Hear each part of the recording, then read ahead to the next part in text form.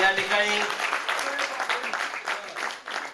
आजची तरुणाई काय आहे आणि आमची आई या ठिकाणी उपस्थित आहे. तिचा तरुणपणीचा काळ काय होता, आताचा काळ काय आहे. तरी सुद्धा आई रिटायर झाली, पण तिने थांबवलेला नाही तिचा अभ्यास संघर्ष. आम्हाला अभिमान वाटतो या माऊलीचा. पाली भाषा शिकते, BA च्या 3ऱ्या वर्षाला आता ऍडमिशन आहे. ही जिद्द, ही चिकाटी घेऊन ती कवितेला जपती आहे.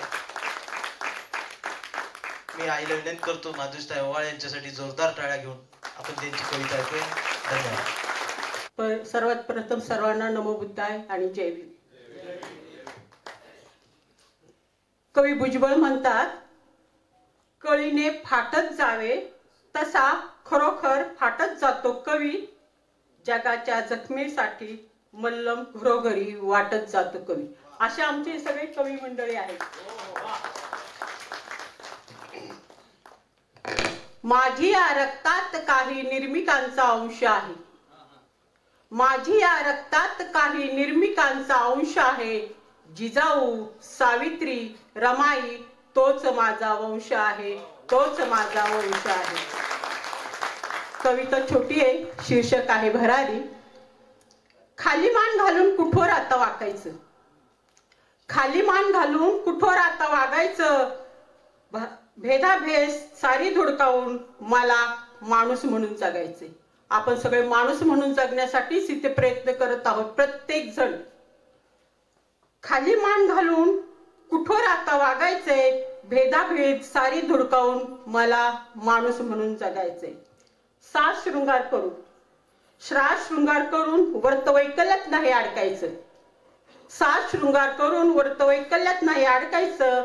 सावित्रीचा धडा घेऊन मला सन्मानाने जगायचंय. हो, मला माणूस म्हणून जगायचंय, मला माणूस म्हणून जगायचंय.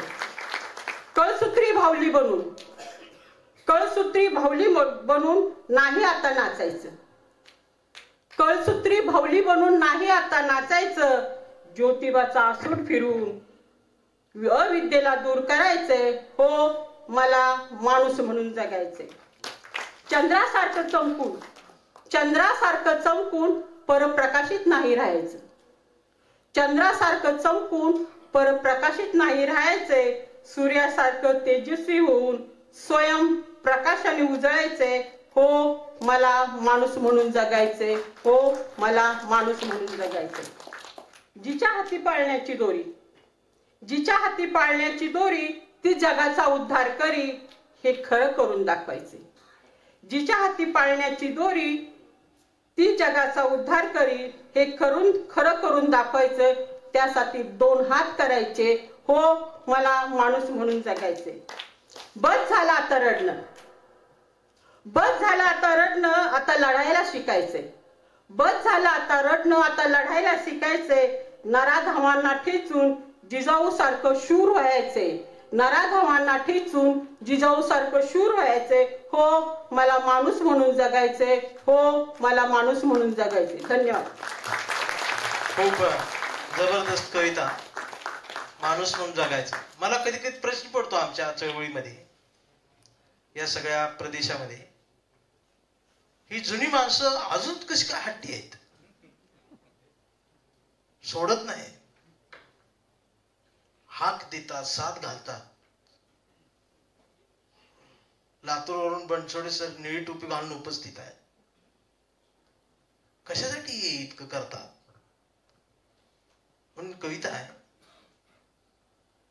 की मी त्यांच्याकडे गेलो, त्यांना म्हणालो, या चळवळीत या तुमची गरज आहे. तो म्हणाला, सध्या शिक्षण सुरू आहे, तुम्ही नंतर या. त्याचं शिक्षण झालं, मी परत गेलो, म्हणालो चळवळीत या, गरज आहे. तो म्हणाला, आता कुठे शिक्षण झालं, नोकरीच्या शोधात आहे, नंतर या. नोकरी लागली, मी परत त्याच्याकडे गेलो, म्हटलं चळवळीत या, खूप गरज आहे. ते म्हटलं, आता कुठे नोकरी लागली, एवढं बोंबलत फिरताय, एखादं स्थळ बघा, चांगल्या घरची मुलगी बघून द्या. तुम्ही नंतर या. कस तरी त्याचं लग्न झालं. हनीमून झाल्यावर मी परत गेलो. म्हटलं चळवळीत या, खूप गरज आहे. ते म्हटलं आता कुठं लग्न झाले, आयुष्याचा आनंद घेऊ दे, तुम्ही परत या. त्याला मुलं बाळ झाली. मी परत गेलो. म्हटलं चळवळीत या, खूप गरज आहे. आता कुठलं मुलं बाळ झाली, त्यांच्या शिक्षणात बघू द्या, तुम्ही नंतर या. त्यांच्या मुलाची लग्न झाली, तो रिटायर झाला, गाडी आली, माडी झाली, सुंदर सुंदर बायकोच्या अंगावर गुलाबी साडी झाली. परवा परत गेलो. आता तरी येते का बघायला. मी काय बोलणार तेवढ्यात त्यानं मला बसवलं. सगळ्यांना बोलवलं. मुलं आली, सुना आल्या, नातवंड आली आणि त्यानं माझी ओळख करून दिली. हे पहा, अखंड आयुष्य चळवळीसाठी झिजवलेला कार्यकर्ता हा रस्त्यावर होता, म्हणून आम्ही सुरक्षित होतो.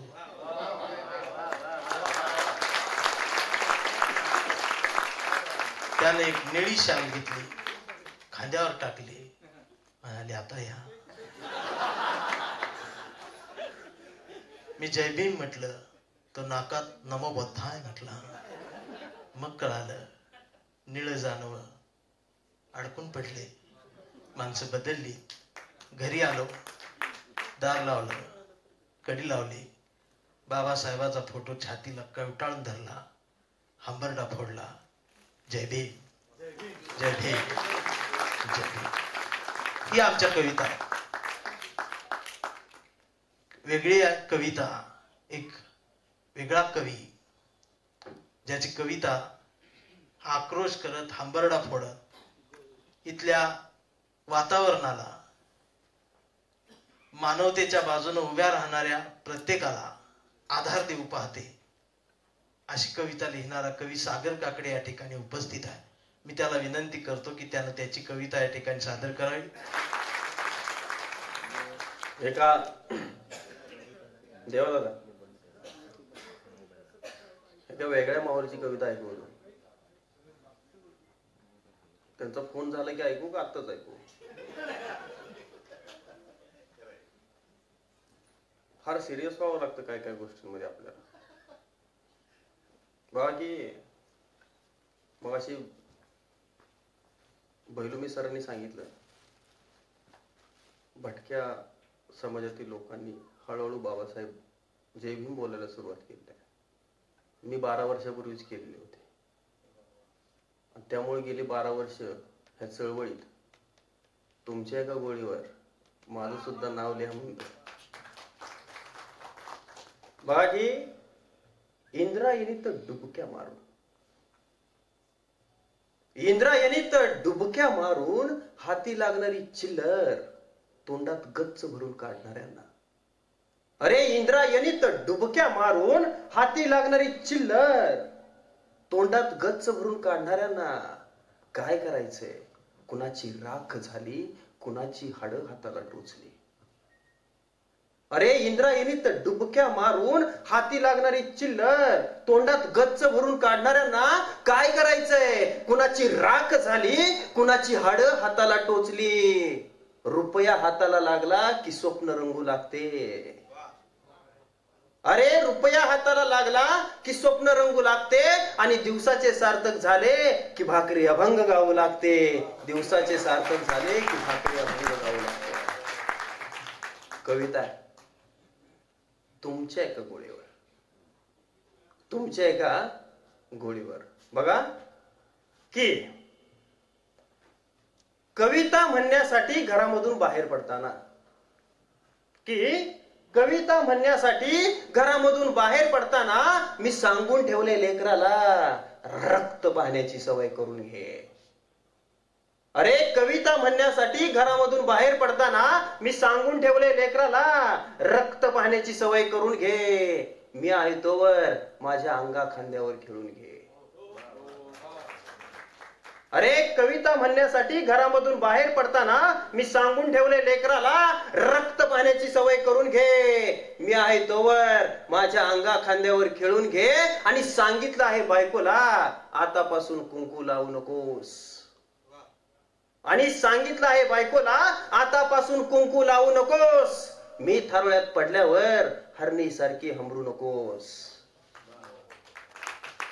अगं मी थारोळ्यात पडल्यावर हरणी सारखी हमरू नकोस, तुझ्या हातात लेखणी घे, पोरालाही शिकव. अगं तुझ्या हातात लेखणी घे, पोरालाही शिकव, त्याच्या रक्तात फुले शाहू आंबेडकर रुजाव.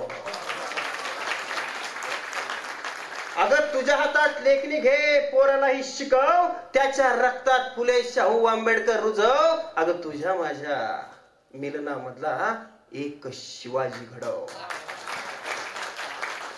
अगं तुझ्या माझ्या मिलनामधला एक शिवाजी घडव. आयुष्यभर त्याच्या मागे जिजाऊ होऊन उभी राहा, नाहीतर तुमच्या एका गोळीवर माझं सुद्धा नाव लिहा.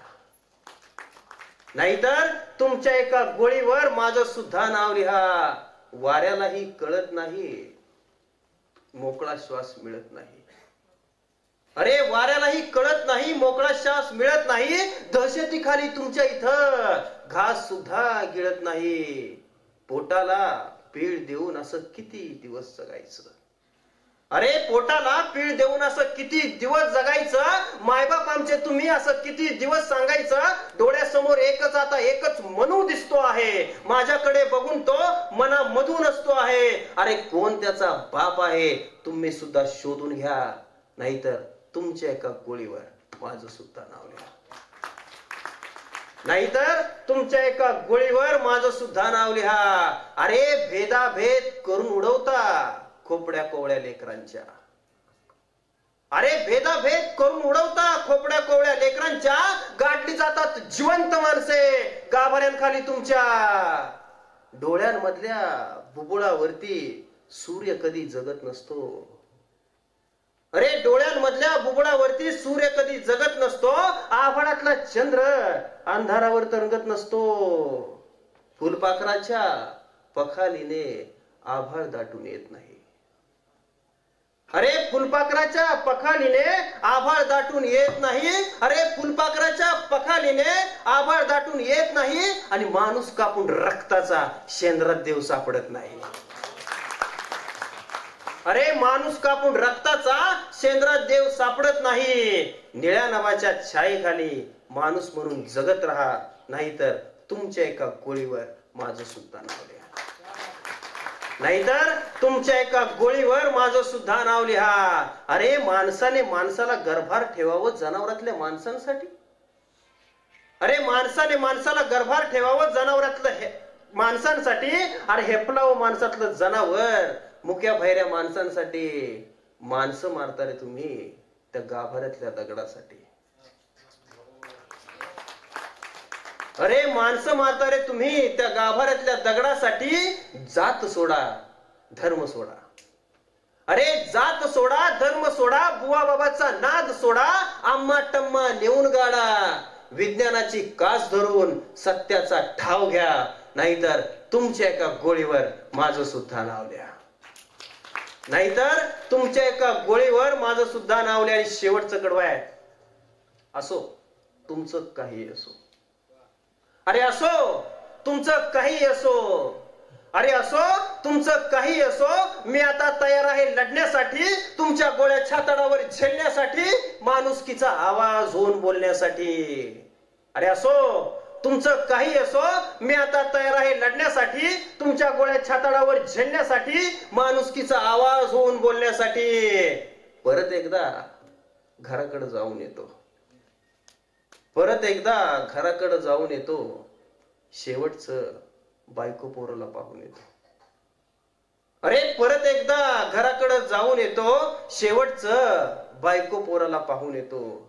अरे परत एकदा घराकडे जाऊन येतो. शेवटचं बायको पोराला पाहून येतो. तोवर तुमच्या बंदुका घासून ठेवा, मी माझे शब्द तासून येतो. अरे तोवर तुमच्या बंदुका घासून ठेवा, मी माझे शब्द तासून येतो. धार लावली आहे आता, होऊ द्या ना घनघोर युद्ध. अरे धार लावली आहे आता, होऊ द्या ना घनघोर युद्ध. तुमच्या गोळ्या आणि माझे शब्द.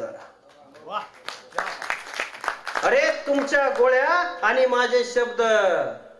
वरवर शांत दिसतोय, माझ्यातला शांतीदूत गालातल्या गालात हसतोय. अरे वरवर शांत दिसतोय, माझ्यातला शांतीदूत गालातल्या गालात हसतोय. अरे वरवर शांत दिसतोय, माझ्यातला शांतीदूत गालातल्या गालात हसतोय. पण माझ्या मधला छत्रपती एकदा आजमावूनच बघा, नाहीतर तुमच्या एका गोळीवर माझं सुद्धा नाव द्या. जय भीम.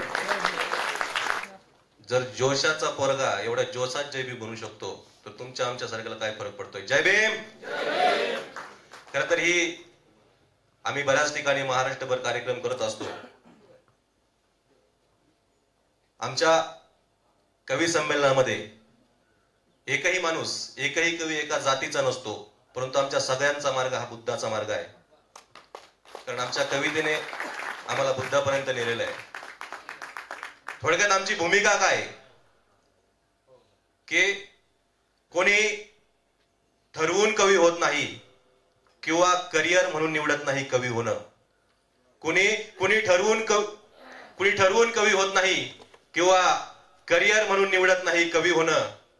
खरडून बंद पडले तरी सुद्धा काहींच्या वाट्याला येत नाही प्रकाश झोतातलं आयुष्य, किंवा त्यांच्या सहीचा होत नाही ऑटोग्राफ. काही पुरस्कारच लागलेत पेनांच्या गळाला, आणि काही पेनच लागलेत पुरस्कारांच्या गळाला. आम्ही अशा काळात पेनाशी मैत्री केली आहे. आम्ही अशा काळात पेनाशी मैत्री केली आहे की ज्या काळात मॉर्निंग वॉकला गेलेल्या पेनाचीच हत्या झालीय. आम्ही अशा काळात पेनाशी मैत्री केली आहे की ज्या काळात मॉर्निंग वॉकला गेलेल्या पेनाचीच हत्या झालीय. पण तरी सुद्धा आम्हाला ठाम विश्वास आहे की धोक्यात असलेली लोकशाही पेनातली शाहीच वाचू शकते, पेनातली शाहीच वाचू शकते. चौकीदार काय करू शकतो हे आपल्याला माहिती आहे, परंतु आपल्या मानवतेने विचारांनी सजलेल्या घराचा चौकीदार जर नितीन चंदन शिवे सारखा असेल, तर मला वाटतं संस्कृतीच्या आडून कुठलीच विकृती या घरात येणार नाही. आणि या चौकीदाराचा आपल्या सगळ्यांना अभिमान असणं गरजेचं आहे.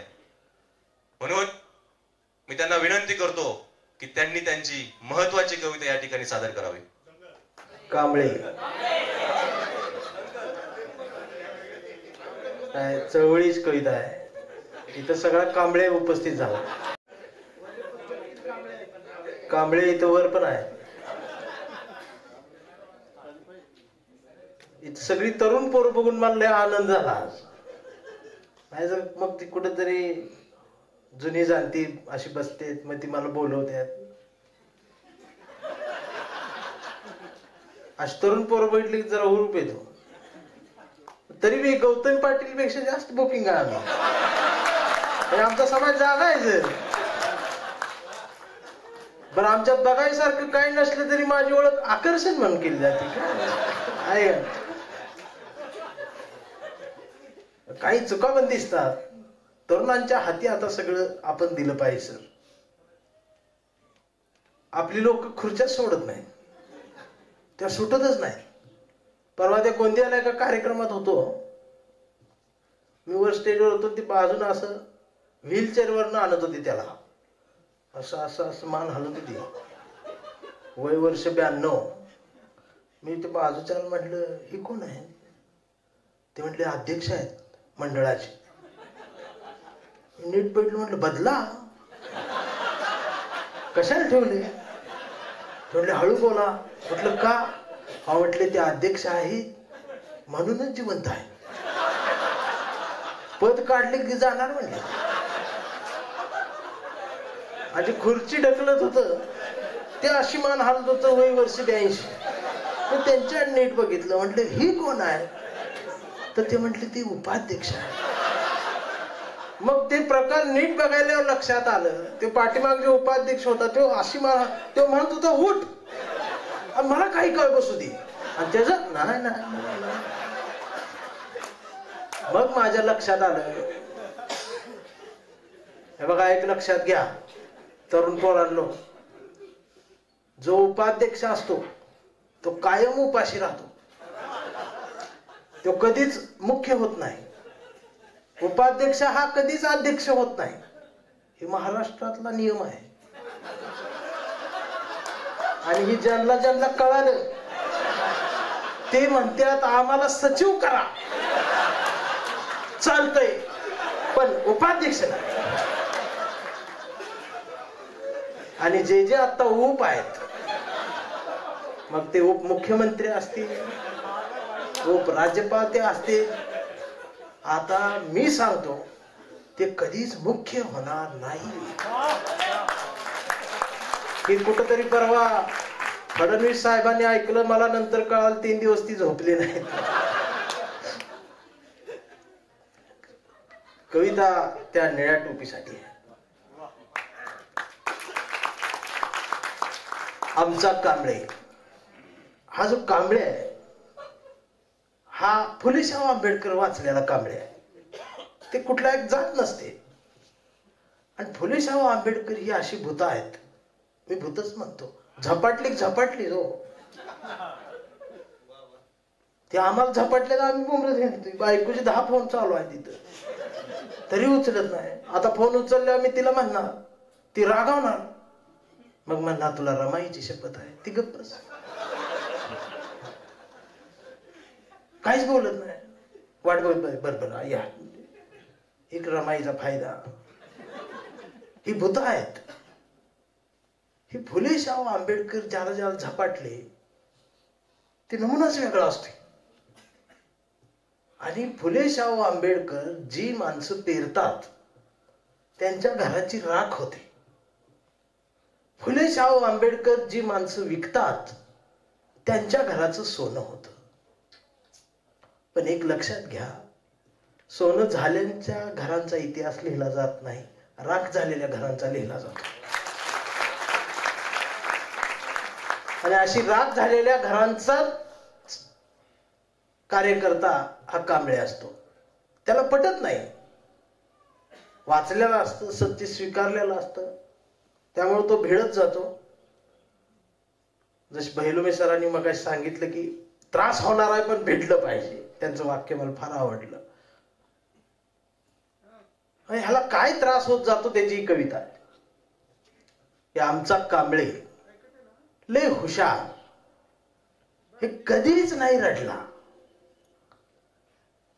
आमचा कांबळे लय हुशार, हे कधीच नाही रडला, नुसताच कणला.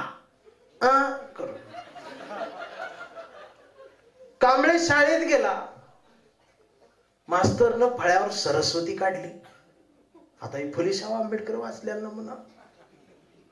कांबळे शाळेत गेला, मास्तरनं फळ्यावर सरस्वती काढली, पण कांबळेनं पाटीवर सावित्री काढली. पण कांबळेनं पाटीवर सावित्री काढली म्हणून मास्तरनं कांबळेला असा तुडवला. पण कांबळे बी हुशार, नाही रडला, नुसताच कणला. कांबळे वयात आला, कांबळे विशीत आला, कांबळे मिशीत आला, कांबळे गुलाबी झाला, कांबळे प्रेमात पडला. तिला घेऊन गार्डन मध्ये बसला, सारसबागेच्या कोपऱ्यात. तिने विचारले हळूच त्याची जात. कांबळे म्हणला, वेडे, मी माणूस माझी जात, प्रेमात कसली आली जात. आता माणूस माझी जात ही एकमेव जात बोलती. तिनं लगेच ओळखली जात. आपलं चर्चासत्र जे सुरू होते सगळे उत्तर आहे त्याचे. ते म्हणला, वेडे, मी माणूस माझी जात, प्रेमात कसली आली जात. मग तिनं पण कांबळेला कोपऱ्यात नेऊन असा तुडवला. पण कांबळे बी हुशार, नाही रडला, नुसताच काढला. कांबळेच लग्न ठरलं. घरचे म्हटले मुहूर्त पहा. कांबळे म्हटलं पटत नाही. नातेवाईक म्हणले सत्यनारायण. कांबळे म्हटलं जमत नाही. भावकी म्हणली जागरण गोंधळ बोकाट तरी. कांबळे म्हटलं असलं तर चालणारच नाही. मग घरच्यांनीच कांबळेला दार लावून असा तुडवला, असा तुडवला. पण कांबळे बी हुशार, नाही रडला, नुसताच काढला.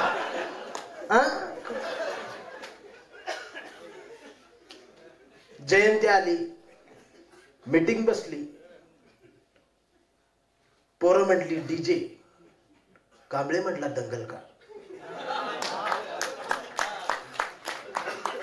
पोरं म्हटली तुला कोण बोलवलं.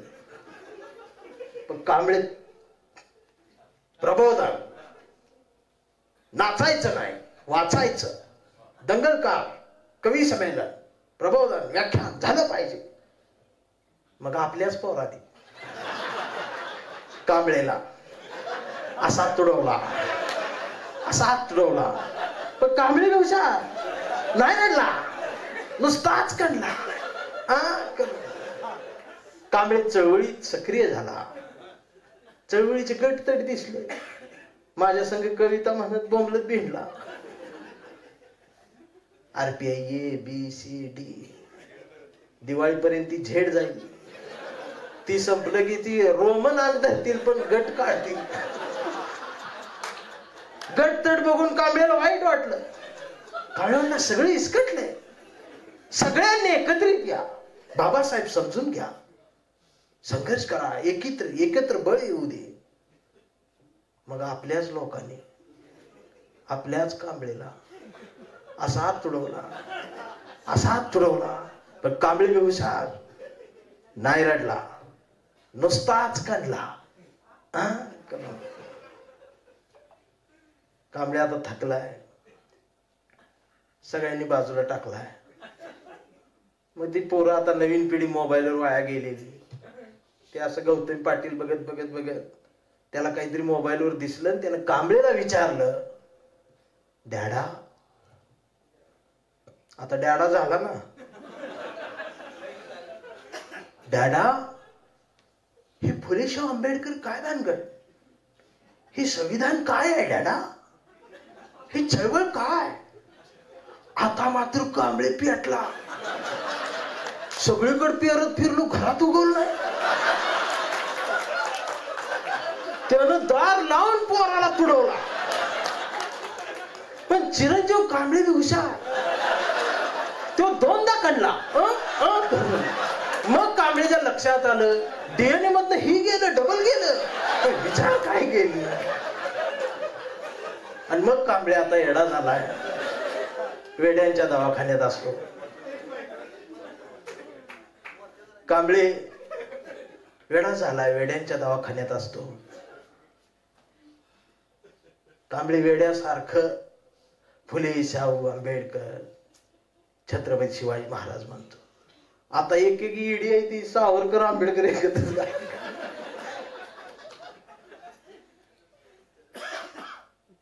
एकत्र या म्हणतो, भारत म्हणतो, इंडिया म्हणतो, सगळे एकच आहे म्हणतो, तरी त्याला शॉक देतात. म्हणजे आपणच आहे ते. पण कांबळेच्या एका हातात कुठल्या रंगाची चिंधी नाही, त्याच्या हातात तिरंगा आहे आणि मांडीवर या देशात संविधान. आणि डॉक्टर पाठीमागून शॉक देत आहेत, पण कांबळे रडत नाही, तो नुसताच कणतोय. करून हा कांबळे जोपर्यंत जिवंत आहे तोपर्यंत ही चळवळ जिवंत राहणार आहे आणि हा देश सुद्धा जिवंत राहणार आहे. या वाक्यावरतीच कवी संमेलन संपवणार आहे. सगळ्या कवीसाठी एकदा जोरदार टाळ्यांच्या गजरात दाद द्या.